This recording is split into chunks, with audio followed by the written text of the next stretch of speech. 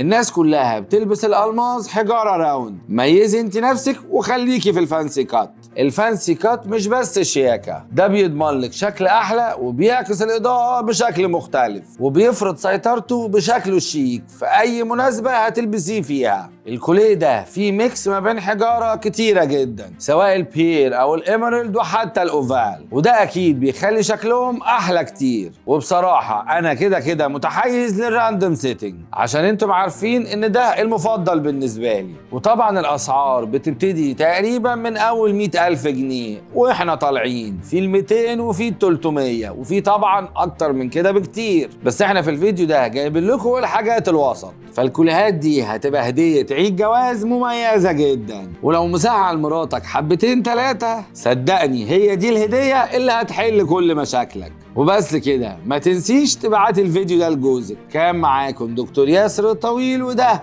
الجواهر دي. سلام.